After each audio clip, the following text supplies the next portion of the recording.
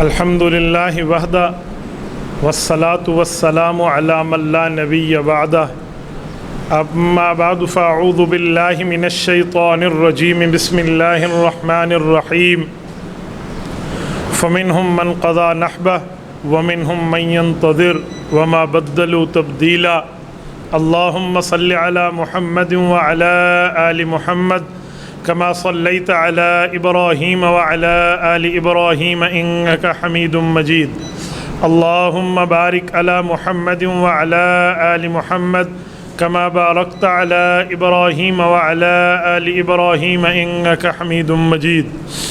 معزز دوستو، شوال المکرم سن 1443 ہجری اور 27 مئی 2022 بروز جمعۃ المبارک ہے۔ شوال کے مہینہ میں عظیم صحابی رسول فاتح مصر و شام حضرت عمرو بن عاص رضی اللہ تعالی عنہ کا انتقال ہے۔ حضرت عمرو بن عاص رضی اللہ تعالیٰ عنہ اسی مہینے میں فوت ہوئے ہیں، تو میں نے اس پر مناسب سمجھا کہ حضرت عمرو بن عاص رضی اللہ عنہ کے حوالے سے ان کی سیرت اور ان پہ لگے الزامات کے حوالے سے چند باتیں آپ کی گوش گزار کر سکوں۔ سب سے پہلی اور بنیادی بات یہ ہے کہ عرب کے ذہین ترین انسانوں میں ایک انسان کا نام عمرو بن عاص ہے رضی اللہ عنہ۔ یہ شروع میں اسلام کے بڑے سخت مخالف تھے، لیکن جب اسلام لایا اور مسلمان ہوئے، صحابی ہوئے، تو تادم زیست اسلام کے حق میں بھی سخت ترین انتہا پسندی پر ایک محبت اسلام سے انتہا درجے کی محبت پر اپنے کارناموں کو سر انجام دیا ہے۔ عمرو بن عاص رضی اللہ تعالی عنہ کا خاندان بنو سہم ہے۔ ان کے والد کا نام عاص بن وائل ہے، جو اسلام کے سخت ترین دشمن تھے اور اس کی موت بھی اسی پر ہے، اور ان کی والدہ کا نام نابغہ بنت عاتقہ ہے، اور حضرت عمرو بن عاص بنو سہم قبیلے سے ہے۔ قبیلہ بنو سہم قریش کا وہ قبیلہ تھا کہ مکہ مکرمہ میں اگر سیاسی حالات پر کسی جگہ گفتگو کرنی ہوتی یا سیاسی فیصلے کرنے ہوتے یا ملک کے بادشاہ کے ساتھ جا کر کوئی مذاکرات کرنے ہوتے تو یہ قبیلہ لیڈ کرتا تھا۔ یہ سیاسی سطح پہ معروف و مشہور قبیلہ تھا۔ عمرو بن عاص رضی اللہ عنہ کے جو والد ہیں وہ اسلام کے سخت ترین دشمن تھے، تو بیٹا بھی اسی نقش قدم پہ، لیکن اللہ نے بیٹے کے لیے ایک اسلام کی سربلندی کے کارنامے لکھے تھے، اور جس کی قسمت میں تقدیر اسلام میں ایمان لکھ دیا جائے تو اس کو کون میٹ سکتا ہے۔ اس لیے عمرو بن عاص رضی اللہ عنہ ایک دشمن خاندان کے ہونے کے باوجود بھی ایسے دوست بنے کہ رہتی دنیا تک ان کے کارناموں کو سلام عقیدت پیش کیا جائے گا۔ عمرو بن عاص رضی اللہ عنہ وہ ہیں جب صحابہ کرام ہجرت کر کے حبشہ گئے تھے، جس کو آج کل ایتھوپیا کہتے ہیں، ان کے بادشاہ تھے، ان کا نام ہے نجاشی، لقب نجاشی ہے، اسحمہ ان کا نام ہے، اور یہ تابعی ہیں، صحابی نہیں ہیں، کیونکہ صحابہ کو دیکھ کر حضور پر ایمان لائے تھے، تو یہ تابعی ہے۔ قریش مکہ کو یہ نہیں پتہ تھا کہ وہ بادشاہ بھی مسلمان ہو چکا ہے، تو انہوں نے اپنا سیاسی وفد بھیجا ایتھوپیا کہ جو ہمارے علاقے سے ہجرت کر کے گئے ہمیں واپس کر دو۔ پتہ کیا وہ بادشاہ کیا پسند کرتا ہے، کہا جی چمڑا پسند کرتے ہیں، تو اپنے ساتھ چمڑے کے کئی تحفے اس کے پاس لے کر گئے۔ بادشاہ بڑا خوش ہوا، قیادت عمرو بن عاص نے کی تھی۔ جب یہ وہاں پہنچے اور انہوں نے صحابہ کرام کو دیکھا تو ان میں ایک صحابی کو دیکھ کر یہ بادشاہ کو کہنے لگے کہ ہمارے تحفے آپ کو پسند آئے؟ انہوں نے کہا جی بہت اچھا، آپ تو بیت اللہ کی جیسے مقدس شہر کے ہو۔ پہلے وہ عیسائی تھا، لیکن کعبۃ اللہ کی عظمت تو سب کے ہاں مسلم تھی، تو اس نے ان کی تعریف کی اور خوش ہوئے۔ انہوں نے کہا جی ایک گزارش ہے۔ اس نے کہا جی کہیے۔ کہا جی یہ بندہ ہے نا، ایک صحابی کی طرف اشارہ کیا، یہ ہمیں دے دو، یہ ہمارا دشمن ہے۔ اس کی آنکھیں تو سرخ ہو گئی۔ انہوں نے کہا کیا کہہ رہے ہو؟ اب یہ ڈر گئے کہ یار ابھی تک تو ہمارا معاملہ اس سے ٹھیک چل رہا تھا۔ انہوں نے کہا یہ اس شخص کا نمائندہ ہے جو اس دھرتی پر سب سے افضل انسان ہے، یعنی رسول اللہ صلی اللہ علیہ وسلم، اور جس کی بشارت تو ہمارے نبی نے دی تھی، حضرت عیسیٰ علیہ السلام نے، اس کے نمائندے کو تیری طرف بھیجو، میری سلطنت قربان نہ ہو جائے اس کے بدلے میں۔ تو انہوں نے معافی مانگی، جی ہم سے غلطی ہوگی۔ تو ان کو دھچکا لگا کہ دیکھو اسلام اتنا مضبوطی سے دنیا میں پھیلتا جا رہا ہے کہ بادشاہوں جیسی سلطنت بھی اسلام کے سامنے زیر سایہ آ رہی ہے۔ تو یہ پہلی چوٹ تھی عمرو بن عاص کے دل پر جو اسلام کے لیے لگی۔ اس سے واپس آئے، مختلف جنگوں میں ساتھ رہے، 3 جنگیں ہوئی ہیں حضور پاک علیہ السلام سے جو یہ شرکت ان نے کی ہے، چوتھی جنگ کی نوبت نہ آئی۔ بدر، احد اور خندق۔ خندق میں انہوں نے اپنی آنکھوں سے اپنی شکست کو اور اپنے بتوں کو ذلیل ہوتے دیکھا۔ جب واپس جانے لگے نا، ابھی مکہ نہیں پہنچے تھے، دوستوں کو کہا کہ 2 باتیں طے کر لو، یا تو اس کی مان لو، یعنی رسول اللہ صلی اللہ علیہ وسلم کی شرف شارہ کر کے کہا، نہیں تو پھر مکہ چھوڑ دو۔ ایک وقت مجھے نظر آ رہا ہے کہ تمہیں مکہ میں ذلیل ہونا پڑے گا، اس کو ماننا پڑے گا، تو وہ آج مان لو یا پھر مکہ چھوڑ کے کسی اور ملک چلے جاؤ۔ تو لوگوں نے کہا کیسی بہکی بہکی باتیں کر رہے ہو؟ کہا اچھا تمہیں سمجھ آ جائے گی، اور وہی ہوا جو انہوں نے کہا تھا۔ خود بتاتے ہیں، مسند احمد میں روایت موجود ہے کہ جب اسلام نے میرے دل میں گھر کیا نا، تو میں اچانک اٹھ کے بیٹھ گیا۔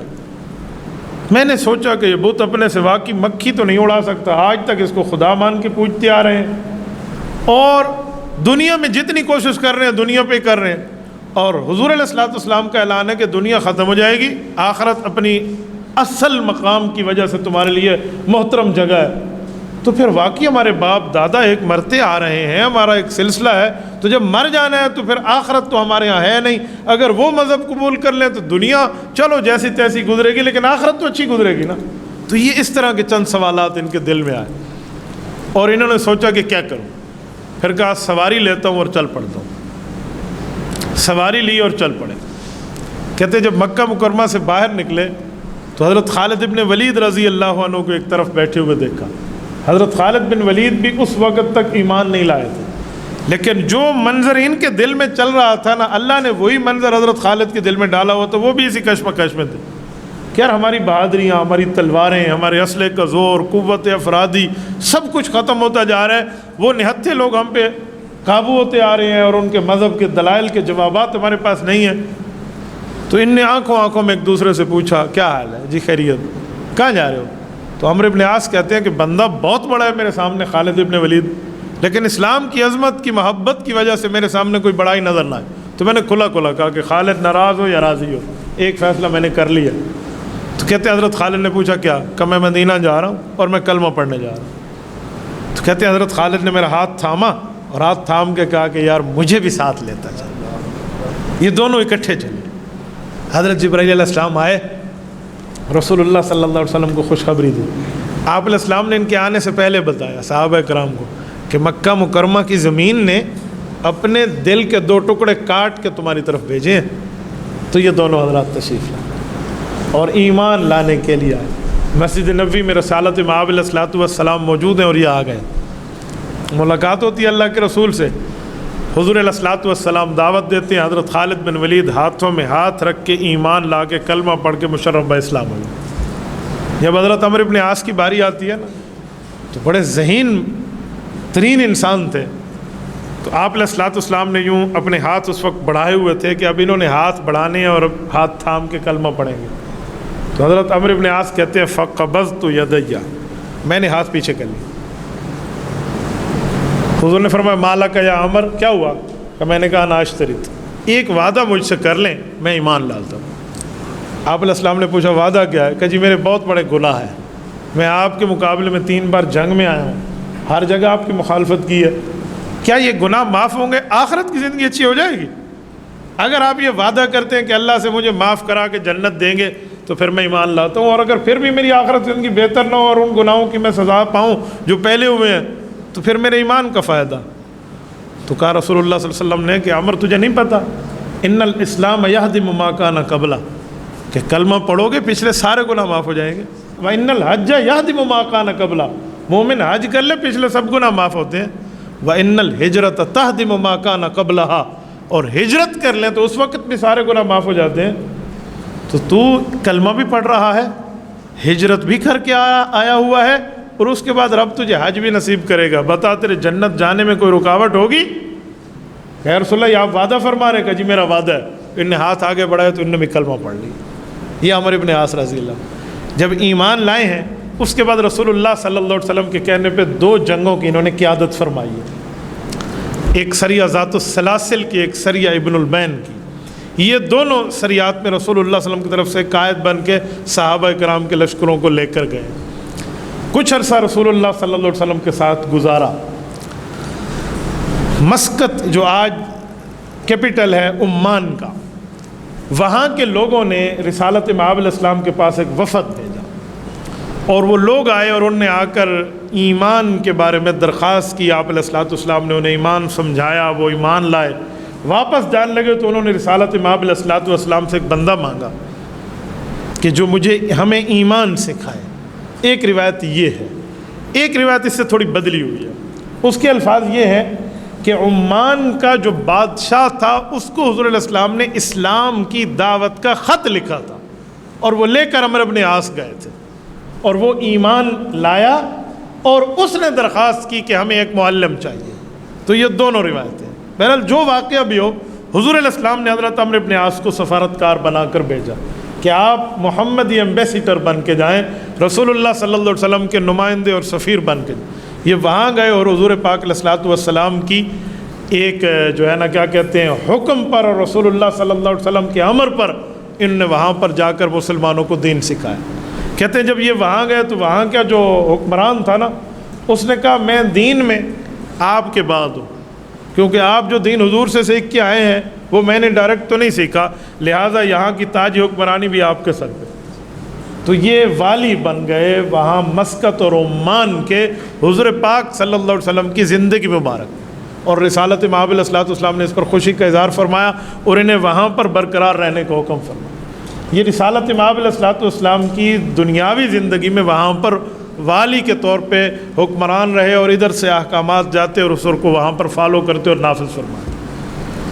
حضرت عمرو بن عاص رضی اللہ تعالیٰ عنہ نے رسالت مآب علیہ السلام کا دور تو یوں گزارا، حضور علیہ السلام کا دنیا سے پردہ فرمانے کا وقت آیا، حضرت صدیق اکبر رضی اللہ عنہ حکمران اسلام بن کے جانشین پیغمبر کے درجے پر فائز ہوئے، تو مرتدین کا فتنہ اٹھا۔ آپ پڑھ اور سن چکے ہوں گے کہ جن نے اسلام کا انکار کیا تھا، تو ایک حضرت ابوبکر صدیق رضی اللہ تعالیٰ عنہ کے احکامات تھے، اور دوسرے اپنی فوج کو لے کر ان کے خلاف لشکر کشی میں حضرت عمرو بن عاص رضی اللہ عنہ مسقط سے بندے بھیجتے تھے۔ یہ دور ایسے گزرا ہے حضرت صدیق اکبر رضی اللہ عنہ۔ حضرت عمر کے دور میں حضرت عمر رضی اللہ عنہ نے انہیں وہاں سے بلایا تھا، یعنی اس درجے سے معزول کر کے ایک اور درجہ دیا۔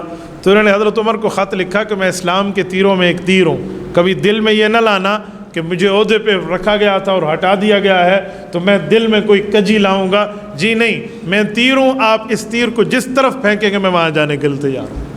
یعنی اس حد تک دیانت داری کے ساتھ انہوں نے عہدہ جو ہے نا سنبھالا ہوا تھا۔ تو حضرت عمرو بن عاص رضی اللہ عنہ حضرت عمر کے دور میں ایسے، اور حضرت عمر کے دور میں اس شخص کی فتوحات اتنی زیادہ ہیں، اتنا زیادہ ہے کہ اگر میں اس کے علاقوں کے صرف نام کے تعارف کرانے پہ لگوں نا تو شاید گھنٹے سے زائد اس پر ٹائم گزرے۔ آپ حیران ہو جائیں کہ حضرت عمر رضی اللہ عنہ جو 22 لاکھ مربع میل پر اسلام کی حکمرانی جو ایک عنوان قائم کیا تھا اور ایک مقام قائم کیا تھا، اس میں حضرت عمرو بن عاص کا کتنا وہ ہے۔ میں چند باتیں آپ کے سامنے رکھتا ہوں۔ ایک سوا ایک بہت بڑا شہر ہے رومی ایریا میں، یہ حضرت عمرو بن عاص کے ہاتھوں فتح ہے۔ اجنادین ایک بہت بڑا شہر جس کی ہزاروں فوجی جس کی صرف فضیل پر ڈیوٹی دیا کرتے تھے، یہ شہر حضرت عمرو بن عاص کے ہاتھوں فتح ہے۔ پورا دمشق اور ملک شام جسے ہم سیریا کہتے ہیں، یہ حضرت عمرو بن عاص رضی اللہ عنہ کی ایک تلوار پہ فتح ہوا ہے۔ ایک صوبہ ہے اس کا فہل، یہ پہاڑی ایریا ہے، یہ حضرت عمرو بن عاص رضی اللہ تعالیٰ عنہ کی قیادت میں صحابہ کرام نے فتح کیا ہے۔ فلسطین کا ایریا صرف بیت المقدس کو چھوڑ کے، ٹھیک ہے، یہ سارا حضرت عمرو بن عاص کے ہاتھوں فتح ہوا ہے۔ اور بیت المقدس پر کیسے فتح ہوا؟ جب حضرت عمر تشریف لائے تھے، وہ آپ نے واقعہ سنا ہے، تو یہ عیسائیوں نے اپنی انجیل سے کو کھول کر حضرت عمر کو دیکھا تو کہا یہاں جتنی نشانیاں وہ اس شخص میں پوری ہے، ہم بغیر جنگ کے چابیاں آپ کے حوالے کرتے ہیں۔ تو بیت المقدس پھر کیوں فتح ہوا؟ حضرت عمر کی بھی شان ہے نا، اسلام کے دو قبلے ہیں، یا بیت المقدس ہے یا بیت اللہ ہے۔ بیت اللہ میں نماز بھی حضور پاک نے حضرت عمر کے ایمان لانے کے بعد پڑھی ہے، تو گویا بیت اللہ فتح بھی حضرت عمر کے ہاتھوں ہے اور بیت المقدس فتح بھی حضرت عمر کے ہاتھوں ہے۔ اچھا، یہ علاقہ، اس کے بعد ایک عمواس ایک شہر ہے، یہ بھی حضرت عمرو بن عاص کے ہاتھوں فتح ہوا ہے۔ پھر مصر کی طرف رخ کیا ہے، ایجپٹ، مصر، پورے مصر کی پایہ سلطنت کو اپنی ٹھوکر سے اڑایا ہے تو حضرت عمرو بن عاص نے اڑایا۔ اور وہاں کی یہ جو ایک بات مشہور ہے کہ دریائے نیل ہر سال پانی ختم ہو جاتا تھا اس میں. تو انہوں نے پوچھا تھا بھئی اب کیا ہوگا؟ کہا ہم ایک رسم ادا کریں گے. ان کے لوگوں نے بتایا. کہا جی کیا رسم؟ کہ پورے قبیلے کی خوبصورت لڑکی کو میک اپ کرا کے زیور پہنا کے اس دریا میں ڈالیں گے. یہاں ایک ہمارا جن بیٹھا ہوا دیوتا، وہ اس کو کھا جائے گا، اس کے بعد پانی دے گا. ہر سال سے ایسے ہو رہا ہے، باپ دادا سے ایک ایک لڑکی ہم ایک ایک سال قربان کرتے. حضرت عمرو بن عاص نے کہا یوں نہیں ہو. حضرت عمر کو خط لکھا تو حضرت عمر نے جواب میں 2 خط لکھے، ایک گورنر کے نام، ایک دریا کے نام. گورنر کے نام تھا کہ یہ جو دوسرا خط ہے یہ کام تو نے کرنا ہے اور دریا میں جا کے ڈالنا ہے. اور دریا کے نام جو حضرت عمر نے 3 لائنیں لکھی کہ اے نیل تو اللہ کی مخلوق ہے، ہم بھی اللہ کی مخلوق ہیں. ہم نے رسول اللہ صلی اللہ علیہ وسلم کا کلمہ پڑھ کے ایک بات سمجھی ہے کہ اللہ کے حکم سے مخلوق کی خدمت کرو. اگر تو اللہ کے حکم سے چلتا ہے چل، ورنہ تمہاری ہمیں کوئی ضرورت نہیں ہے. یہ دریاؤں کے پانیوں کو لکھا گیا ہے جو عام طور پہ عقل سے ماورا بات ہے کہ پانی آپ کی بات کیا سمجھے گا. کہتے ہیں جب یہ گورنر گئے نا وہاں ڈالنے کے لیے خط، تو وہ پورا لشکر گیا علاقے والوں کا کہ جی یہ کیا کر لیں گے، سال ہاں سال سے تو ہم ترتیبیں اور دیکھ رہے ہیں. کہ جی وہ حضرت عمرو بن عاص نے خط دریائے نیل میں ڈالا تو نیل 16 ہاتھ بلند چلا ہے، فوارے مار کے پانی چلا دریائے نیل کا، اور 16 ہاتھ بلندی پر چلا اور قیامت تک چلتا رہا. یہ مصر کا مکمل فتح کا سہرا حضرت عمرو بن عاص رضی اللہ عنہ کو سر پہ ہے. باب الیوانان یہاں ایک سٹی ہے اور بہت بڑا سٹی ہے مصر کا، یہ اسرائیل کی بالکل ٹچ بنتا ہے. تو اس شہر کو فتح کرنا رہ گیا تھا، تو یہ بھی حضرت عمرو بن عاص رضی اللہ عنہ کے ہاتھوں فتح ہوا. فلسطین سے آگے عریش ایک علاقہ، یہ حضرت عمرو بن عاص رضی اللہ عنہ کے ہاتھوں فتح ہوا. اور دارالخلافہ باقی رہتا تھا اسکندریہ. آج کل جو ہے وہ مصر کا دارالخلافہ قاہرہ ہے، پرانا اسکندریہ ہے جس کیپٹل سے پورے مصر کو کنٹرول ہوتا تھا. تو اسکندریہ بھی حضرت عمرو بن عاص رضی اللہ عنہ کی وجہ سے فتح ہوا ہے. اور مقوقس یہاں کے بادشاہ کی پوری ترتیبیں انہوں نے سیٹ کی ہے. اس کے بعد انہوں نے طرابلس کا رخ کیا ہے. طرابلس، یہ طرابلس کی فتح، یہ لیبیا بنتا ہے، یعنی لیبیا کنٹری لے لیں اور طرابلس اس کا سٹی لے لیں. یہ حضرت عمرو بن عاص رضی اللہ تعالیٰ عنہ کی وجہ سے فتح ہے. اور اس کے ساتھ طرابلس الغرب، یہ آرمینیا کے ساتھ ٹچ ملک ہے، پرانے زمانے کا اس کا یہ نام ہے. یہ حضرت عمرو بن عاص کے ہاتھوں فتح ہے. اس کے آگے سبزہ، یہ عربی کا سبزہ ہے، اردو والا نہیں ہے. یہ ملک بھی حضرت عمرو بن عاص رضی اللہ تعالیٰ عنہ کی وجہ سے فتح ہے. اور یہ تمام فتوحات، اس طرح بہت سے علاقے لکھے ہیں، میں اب کس کس کا نام آپ کے سامنے لیتا پھروں. اس طرح کے تمام ایریاز جو حضرت عمر رضی اللہ تعالیٰ عنہ کے دور میں اسلام کے پایہ سلطنت میں 22 لاکھ مربع میل کا ایک جو اضافہ ہوا ہے، ان تمام علاقوں میں فتح حضرت عمرو بن عاص رضی اللہ عنہ کی وجہ سے. یہ اپنے سیاسی انداز میں اور اپنے ذہانت کو اور رسول اللہ صلی اللہ علیہ وسلم کی دعاؤں کو، رسول اللہ صلی اللہ علیہ وسلم کی تربیت کو لے کر یہ اس طرح پوری دنیا اسلام میں گھومے ہیں. اور اس کے ساتھ فضل و کمال پہ اگر ہم بات کریں تو ان کا زیادہ حصہ جنگوں میں رہا ہے یا عمان کی سلطنت کو سنبھالنے میں حضور پاک کے حکم پہ رہا ہے. اتنا زیادہ علوم رسول اللہ کے پاس ٹھہر کر جتنے باقی صحابہ نے حاصل کیے اتنا موقع نہ ملا، کم ملا، لیکن جو ملا وہ واہ واہ ملا. قرآن پاک پر ان کا عبور ایسا تھا کہ صحابہ کرام کی ایک تعداد اور تابعین کی تعداد ان کے سامنے شاگردی کے انداز میں بیٹھ کر ان سے قرآن پاک کے علوم سیکھا کرتے تھے. اور احادیث پاک اور اجتہاد کی تعلیم ان کی اتنی تھی، ایک مرتبہ حدیث پاک جو ان نے سنائی ہے اس حدیث کو امام بخاری رحمہ اللہ نے صحیح بخاری جلد نمبر 2 کتاب الاحکام باب اجتہاد الرائے کے تحت حضرت امام بخاری رحمہ اللہ نے اذا حکم الحاکم کے عنوان کے تحت اس حدیث پاک کو ذکر کیا ہے. وہ ایک زبردست قسم کے رسالت امام الاسلام کے فرامین ہیں. میں ان میں سے ایک ٹکڑا آپ کی خدمت میں پڑھ دیتا ہوں. حضرت عمرو بن عاص فرماتے ہیں میں نے رسالت امام علیہ الصلوۃ والسلام کا یہ فرمان سنا ہے کہ اذا حکم الحاکم فاجتہد واصاب لہ فلہ اجران واذا حکم ثم اخطا فلہ اجر. کا مجتہد، شریعت کا ماہر، جو ایک جو ہے نا کیا کہتے ہیں درجے پر اور ایک مقام اور مرتبے پر فائز ہو، شریعت کا ماہر، اگر وہ فیصلہ کرتا ہے اور اس کا فیصلہ ٹھیک ہوتا ہے اللہ اسے 2 نیکیاں دیتے ہیں۔ اور اگر مجتہد سے فیصلے میں انسانی فطرت کی بنیاد پر کوئی کوتاہی رہ جاتی ہے، کوئی خطا ہو جاتی ہے، تو اس خطا پر 1 نیکی اللہ اسے پھر بھی دیتے ہیں۔ یہ مجتہد کا مقام ہے، اجتہاد جسے ہم مجتہد کہتے ہیں۔ تو 3 چیزیں ہو گئیں، معصوم، محفوظ اور ماجور۔ معصوم انبیاء ہیں، محفوظ صحابہ ہیں، ماجور فقہاء ہیں۔ معصوم کا معنی نبی سے گناہ ہوتا نہیں، اللہ نبی کے قریب گناہ کو نہیں آنے دیتا۔ وَكَذَلِكَ لِنَصْرِفَ عَنْهُ السُّوءَ وَالْفَحْشَاءَ، سورت نمبر 12 سورت یوسف اس پر گواہ ہے۔ اور دوسرے نمبر پر محفوظ۔ محفوظ کا معنی کہ غلطی ہو جائے، رب توبہ کی توفیق دے کر نامہ اعمال میں وہ غلطی صاف کر دیتا ہے۔ یہ پیغمبر کی جماعت اور پیغمبر کے صحابہ اور اہل بیت سے اللہ کا وعدہ ہے، ان کے اندر کوئی گناہ نہیں رہنے دیتا۔ وَكُلًّا وَعَدَ اللَّهُ الْحُسْنَى، سورۃ حدید نے فیصلہ کیا ہے کہ تمام صحابہ کرام جنت کے مستحق ہیں، رضی اللہ عنہم ورضوا عنہ کا ٹائٹل ان کو مل چکا ہے۔ تو اگر غلطی ہو بھی گئی، رب نے معاف کر دی اور نامہ اعمال میں رہنے نہیں دی، تو یہ محفوظ ہے۔ اور تیسرا درجہ ہے ماجور۔ ماجور کا معنی غلطی ممکن ہے، فطرت انسانی پر کوتاہی ہو سکتی ہے، لیکن اللہ اس کی صاف نیت کی بنیاد پر اسے نیکی ضرور دیتے ہیں۔ یہ فقہا ہے۔ تو مصطفیٰ، جماعت مصطفیٰ اور فقہا، ان تینوں کی بات کو ماننے کا حکم تو قرآن کرتا ہے۔ سورت نمبر 4 سورت نساء آیت نمبر 160، رب کریم فرماتے ہیں، یا ایھا الذین آمنوا اطیعوا اللہ واطیعوا الرسول واولی الامر منکم، کہ اے لوگو تم نے خدا کی ماننی ہے، مصطفیٰ کی ماننی ہے اور فقہا کی ماننی ہے۔ یہ قرآن کریم نے جو بتایا، تو اسی کی تشریح حضرت عمرو بن عاص رضی اللہ عنہ نے فرمایا کہ مجتہد اگر ٹھیک کام کرے تو رب 2 نیکیاں دیتے ہیں، بالفرض والمحال اس سے کوئی کوتاہی بھی ہو جائے تو 1 اجر اللہ پھر بھی دیتا ہے۔ امت کے 4 مجتہدین دنیا میں بہت معروف ہیں، حضرت امام شافعی، امام مالک، امام احمد اور سب سے بڑے امام اعظم ابو حنیفہ رحمہ اللہ۔ یہ وہ مجتہدین ہیں جنہوں نے رسول اللہ صلی اللہ علیہ وسلم کی شریعت کو لکھ کر آپ کے اور مجھ تک پہنچایا ہے۔ اور ان میں سب سے بڑا درجہ حضرت امام اعظم ابو حنیفہ کا ہے۔ حضرت امام صاحب رحمۃ اللہ علیہ صحابہ کرام کے شاگرد ہیں۔ میں نہیں سمجھتا کہ ان سے شریعت کی بنیاد پر کوئی نعوذ باللہ ایسی غلطی ہوئی ہے جو قابل گرفت ہے۔ انسان ہے، ہو سکتا ہے، لیکن اس کو ثبوت نہیں، اللہ جسے بچانا چاہے بچا دے۔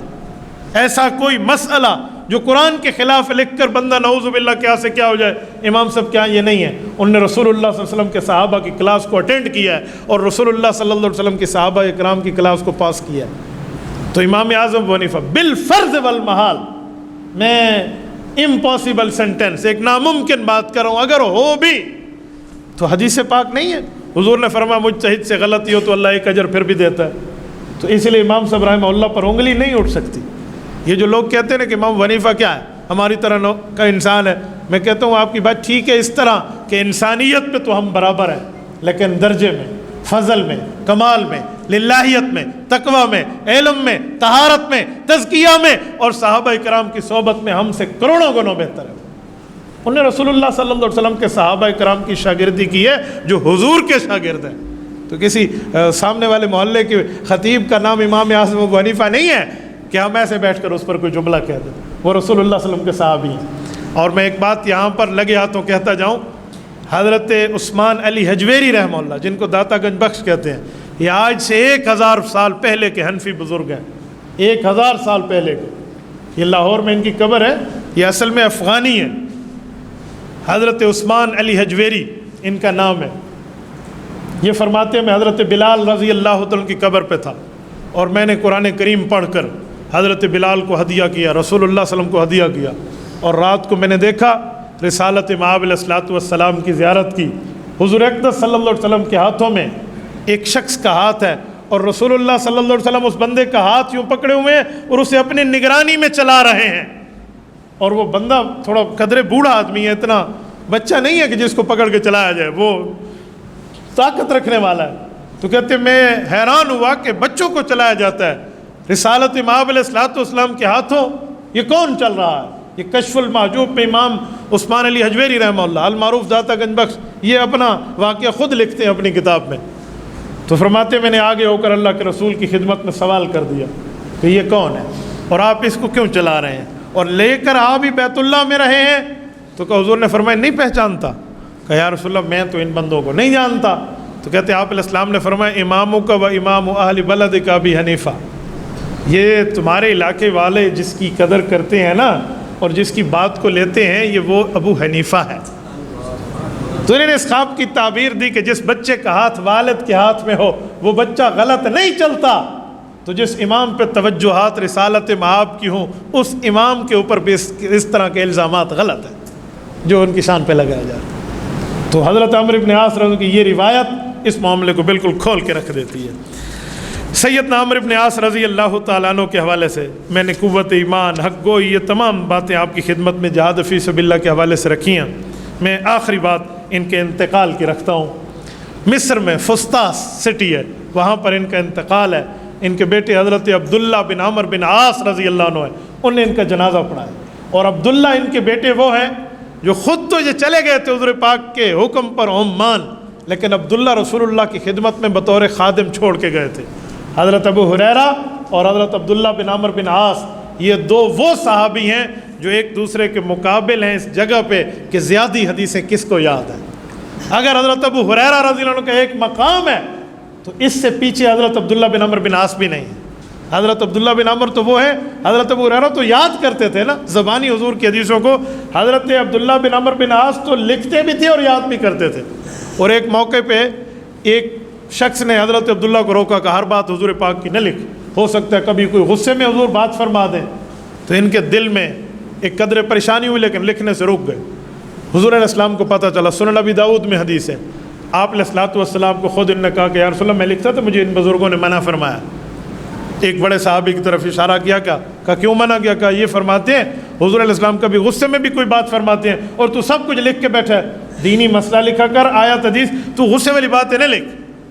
تو آپ علیہ الصلوۃ والسلام نے ایک قسم کی ان کی دلجوئی فرمائی کہ اس کی نیت تو ٹھیک ہے، کوئی غلط نہیں ہے، لیکن تمہیں ایک بات کا حکم کرتا ہوں۔ جی فرمائیں؟ فرمایا اکتب، تو ہر بات لکھا کر، فوالذی نفسی بیدہ ما یخرج منہ الا حق، اس اللہ کی قسم جس کے قبضے میں آپ کے نبی کی جان ہے، اس زبان پر اللہ غصے میں بھی اور پیار میں بھی حقیقت جاری فرماتے ہیں، اس زبان سے کبھی غیر حقیقی جملہ نہیں نکلتا۔ تو حضرت عبداللہ بن عمرو بن عاص بیٹے ہیں حضرت عمرو بن عاص کے، یہ حدیثوں کا پورا صحیفہ لکھا ہوا تھا، صحیفہ عبداللہ ان کا نام ہے، صحیفہ صادقہ بھی کہتے ہیں۔ ان نے مکمل احادیث حضور پاک علیہ الصلوۃ والسلام کی جتنی سنی تھی ان کو لکھا تھا اور ہزاروں کی تعداد میں ہے۔ تو یہ ہیں حضرت عبداللہ، والد کے ساتھ بیٹھے ہیں، تقریباً 84 85 86 یہ سال ان کی عمر کی وفات کے بنتے۔ تو عبداللہ رضی اللہ تعالیٰ عنہ نے اپنے والد کو تسلی دیتے ہوئے کہا کہ ابا جان آپ اس حالت میں پریشان نہ ہوں، آپ کا رسالت مآب علیہ الصلوۃ والسلام سے بڑا قرب رہا ہے اور آپ کا ایک بہت بڑا مقام رہا ہے۔ حضور پاک صلی اللہ علیہ وآلہ وسلم اس طرح کی تسلی کی بات کی۔ حضرت عمرو بن عاص کو تقویٰ دیکھیں کہ بیٹا مجھے میرے اللہ کے لیے چھوڑ دے، میرا رب جانتا ہے میں کیا ہوں، میرا رب میرے ساتھ جیسے معاملہ کرے گا۔ ایک وصیت ذہن میں رکھنا، جب میں فوت ہو جاؤں میری قبر بنانا، مٹی ڈالنا، اس کے اوپر پانی ڈال کے جلدی نہ جانا، اپنے بھائیوں کو لے کر وہاں بیٹھے رہنا۔ اور قرآن کریم پڑھنے کی طرف گویا اشارہ کیا کہ کتنا ٹائم بیٹھیں؟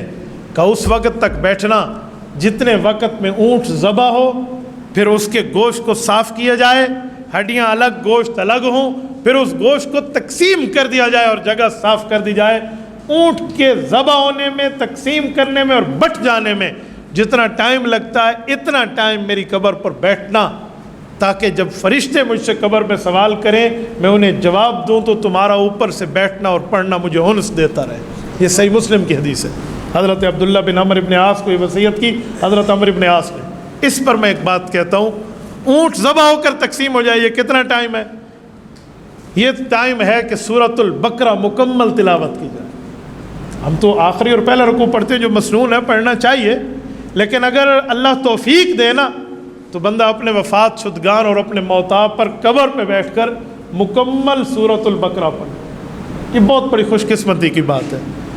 اللہ رب العزت توفیق عطا فرمائے۔ میں اکثر حضرات کو کہا کرتا ہوں کہ والد کی قبر پر اللہ پاک مغفرت فرمائے ہمارے نمازی سہیل گوگا خیل صاحب کی، تینوں بیٹے ماشاءاللہ رب نے انہیں حافظ عطا فرمائے. میں نے ان کی قبر پہ انہیں بھی کہا، میں نے کہا آپ اپنے والد کی قبر کو ٹھنڈی کرنے کے لیے مکمل سورۃ البقرہ پڑھیں، اور رب نے انہیں توفیق بھی عطا فرمائی. تو میں آپ حضرات کی خدمت میں بھی عرض کرتا ہوں، پتہ نہیں کون کب تک رہے دنیا میں اور کب چلا جائے، کوئی لکھوا کے نہیں آیا، لیکن اس کا اگر اہتمام ہونا اتنا ٹائم تو اس کے فوائد بڑا زیادہ ہیں، بہت زیادہ اس کے فوائد ہیں. اللہ تعالیٰ آپ کو رم صراط مستقیم عطا فرمائے. 43 ہجری یا 45 ہجری یا 51 ہجری تینوں قول آتے ہیں. ان میں حضرت عبداللہ بن عمر بن عاص رضی اللہ تعالیٰ عنہ کا انتقال ہے. اللہ پاک ان کی قبر پہ کروڑوں اربوں رحمتیں نازل فرمائے. یہ سوال آیا ہے کہ عام آدمی ترجمہ قرآن پڑھ کر سمجھ سکتا ہے یا نہیں؟ کیا عام آدمی کو قرآن کریم کا ترجمہ پڑھنے کا حق ہے یا صرف تلاوت کرے؟ شریعت کی روشنی میں وضاحت فرمائیں. یہ اصل میں میرے ایک سوال پر میرے ایک جواب پر شاید ان کا سوال ہو. یہ بات ذہن میں رکھیں کہ تلاوت قرآن کرنا تو ہر بندے کا حق ہے، لیکن اگر وہ تلاوت کے ساتھ ترجمہ بھی پڑھنا چاہتا ہے تو اسے چاہیے وہ کسی عالم کی زیر نگرانی پڑھے، خود نہ پڑھے. وہ خود ترجمہ پڑھنے بیٹھ جائے گا نا تو بعض مقامات ایسے آئیں گے جس جگہ وہ شکوک اور شبہات اور سوالات میں مبتلا ہو جائے گا. اور ایسے سوالات لوگ سمجھتے ترجمے کے ساتھ پڑھ لو. بابا قرآن کریم کی آیات بہت سی ہیں، کچھ آیات وہ ہیں جس میں قبر آخرت کا ذکر ہے، قیامت کا ذکر ہے، یہ تو ہر بندہ سمجھے گا. لیکن کچھ آیات مسائل کی ہیں، عقائد کی ہیں، دلائل کی ہیں، وہاں سمجھنا عام بندے کی بس کی بات نہیں ہے. وہاں وہ سمجھائے گا جو تعلیمات نبویہ پڑھ چکا ہوگا، جسے احادیث پر عبور ہوگا اور شریعت کا ماہر ہوگا، وہ سمجھائے گا. ورنہ عام بندہ تو پریشان ہو جائے گا، اور ایسا پریشان ہوگا کہ اللہ نہ کرے کہیں گمراہی میں مبتلا ہو جائے، جسے قرآن کہتے ہیں یہدی بہ کثیرا ویضل بہ کثیرا، کہ قرآن کے ذریعے ہدایت ملتی ہے تو بعضوں کو گمراہی بھی ملتی ہے.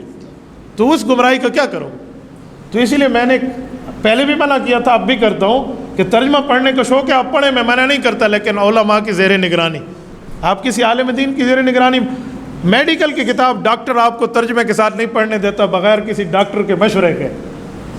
تو قرآن کریم لاوارث تو نہیں ہے، ورنہ قرآن کریم کی کئی آیات ایسی آئیں گی بندہ پریشان ہو جائے گا. اور یہی بات حکیم الامت مولانا اشرف علی تھانوی رحمۃ اللہ علیہ نے بیان القرآن ترجمہ قرآن کے مقدمے میں لکھی ہے. لوگ کہتے ہیں نا ترجمے کیوں لکھے جاتے ہیں، تو میں کہتا ہوں یہ ترجمہ ان طلباء کے لیے لکھا جاتا ہے جو عالم بننا چاہتے ہیں اور ابتدائی ہوتے ہیں، ان کے لیے ترجمہ ہے. ہر ریڑھی لگانے والے ہر دکاندار کے لیے نہیں ہے. ہاں وہ عالم کی زیر نگرانی پڑھے تب ٹھیک ہے، ورنہ نہیں ہے. حضرت تھانوی رحمۃ اللہ علیہ نے اردو میں ترجمہ کیا بیان القرآن، اس کے مقدمے میں لکھا ہے کہ عوام کو نہیں چاہیے وہ صرف ترجمے پڑھے. اگر عوام کو ترجمے پڑھنے کا شوق ہے تو کسی عالم کی زیر نگرانی پڑھے. یہ میرا جملہ نہیں ہے، یہ حکیم الامت مولانا اشرف علی تھانوی رحمۃ اللہ علیہ کا. اور آج کل لوگ کہتے ہیں نہیں ہر بندہ ترجمہ پڑھے. وہ بھائی ہر بندہ اگر ترجمہ پڑھے تو علوم حدیث کہاں جائیں گی؟ صحابہ کرام کی تشریحات کہاں جائیں گی؟ اہل بیت نے جو رسول اللہ سے قرآن کریم سمجھا ہے ان کی تشریح کہاں جائے گی؟ اسی لیے اگر ترجمے کا شوق ہے تو علماء کی زیر نگرانی پڑھیں. ورنہ میں ایک دو مثالیں پیش کرتا ہوں. مثلا قرآن کریم میں آیت آئے گی وَيُحَذِّرُكُمُ اللَّهُ نَفْسَهُ، اللہ تمہیں اپنے ذات سے اپنے نفس کے غضب سے ڈراتا ہے. تو قرآن کی آیت ہے. ایک آیت اور بھی ہے كُلُّ نَفْسٍ ذَائِقَةُ الْمَوْتِ، ہر نفس پر ہر ذات پر موت نے بھی آنا ہے. تو اگر کسی بندے کے دل میں یہ خیال آئے کہ اللہ کی ذات ہے پھر ہر ذات پر موت آئے گی، اللہ کی ذات پہ نعوذ باللہ کب موت آئے گی، تو علوم حدیث اور علوم قرآن کا ماہر اسے سمجھائے گا کہ یاد رکھیں ہر چیز نے فنا ہونا ہے. وَيَبْقَى وَجْهُ رَبِّكَ ذُو الْجَلَالِ وَالْإِكْرَامِ کا مطلب کیا ہے؟ ورنہ وہ کہے گا ایک جگہ اللہ کا قائم ہونا کہا ہے کہ اس پر موت نہیں آئے گی، دوسری جگہ ہر ذات پر موت آئے گی، تیسری جگہ اللہ کی ذات ہے، تو بیچارہ پریشان ہو جائے گا. اسی طرح قرآن کریم میں اگر آپ اور نہیں تو عدت کے مسئلے کو اٹھا لیں. ایک خاتون کا خاوند فوت ہو جاتا ہے، وہ عدت کتنی گزارے؟ تو قرآن کریم میں سورۃ البقرہ میں دونوں آیتیں موجود ہیں. ایک آیت ہے کہ عدت 1 سال ہے، متاعا الی الحول خیر اخراج، اور ایک آیت ہے تربصن بانفسہن 4 اشہر و عشرہ، 4 ماہ 10 دن ہے. تو عام آدمی جو بغیر ماہر کے ترجمہ صرف پڑھے گا وہ کیا کہے گا کہ 1 سال عدت گزارے یا 4 ماہ 10 دن گزارے؟ تو عالم بیٹھا ہوگا جو قرآن اور حدیث کو جانے گا وہ کہے گا یہ حکم منسوخ ہے، پہلے وقت کا ہے، اور یہ حکم بعد والا ہے.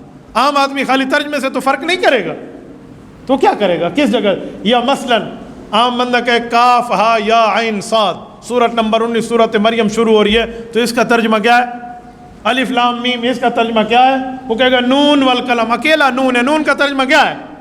قاف، یہ قاف کا ترجمہ کیا ہے، اس کا کیا مطلب ہے؟ تو اس نے تو پریشان ہو جانا ہے، اور جب پریشان ہو جائے گا تو کیا؟ اچھا کچھ آیات ایسی ہیں ایک آیت کا دوسری آیت سے ربط ہوتا ہے.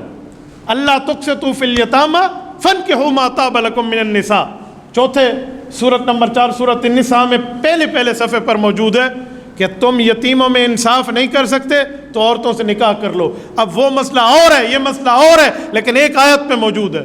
ایک بندہ کہے گا اچھا یتیم سے میں نکاح کرو، نہیں طاقت تو پھر اور نکاح کر لو، وہ بیچارہ شش و پنج میں مبتلا ہوگا. لیکن عالم کہے گا اس کا تعلق کس سے، اس کا تعلق کس سے. تو اس لیے علماء کی زیر نگرانی پڑھیں، اور اگر علماء کی زیر نگرانی نہ پڑھے تو پھر تو کام خراب ہے. اور میں اہل علم پہ حیران ہوں کہ جو بیٹھ کے کہے نہیں عالم کے بغیر بھی آپ ترجمہ پڑھ سکتے ہیں. تو میرے خیال میں حکیم الامت مولانا شرف علی تھانوی کو پتہ نہیں تھا، جس نے خود اردو ترجمہ لکھ کے دیا ہے.